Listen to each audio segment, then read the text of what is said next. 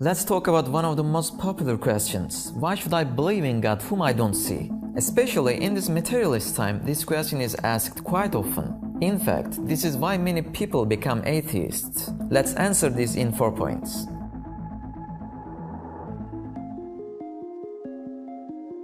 Our eyes are not the only source that leads us to the truth. In fact, it often misleads us. For example, the color of the sun looks yellow to our eyes, but it's actually white. Or the color of the sea appears blue if we only look at it with our eyes. But when we search with our minds, we understand that it's transparent. I mean, our eyes often deceive us. So, it wouldn't be right to just trust our eyes and consider them as the absolute source and say, I don't accept what I don't see. We need to use our mind and logic as well as our eyes. Then, if our eyes can mislead us even in the objects we see, it would not make any sense to deny God just because we cannot observe Him materially. It's necessary to look at the events with the eyes of the mind.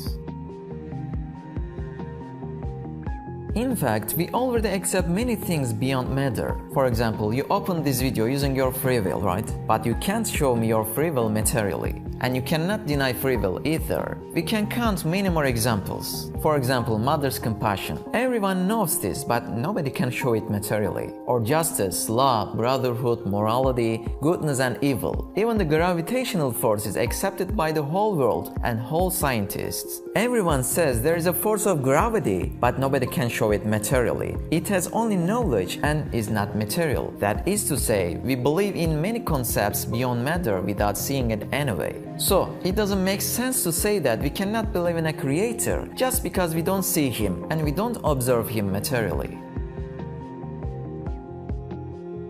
Some things are so mentally clear that they are accepted without even seeing them. For example, let's say one day you opened your garage in the morning and saw a car. You didn't see anyone around at that moment. Although you didn't perceive anyone with your 5 senses, your mind tells you that someone has definitely brought this here, and you don't feel doubt about that. You think that someone who has knowledge, will, life and power must have brought this here. And even if you don't see him with your eyes, you will reach a definite conclusion with your mind. Just like this example, the universe came into being from nothing. You open your eyes and you are in this world. And every day, 350,000 new people are born. And of course, thousands of plants and animals as well. There is always a new and constant creation. How can we suppose that the universe came into being from nothing by itself? Although we clearly know that even a car cannot come into the garage by itself. How can we accept that thousands of creatures come into the world by themselves every day? As in the first example,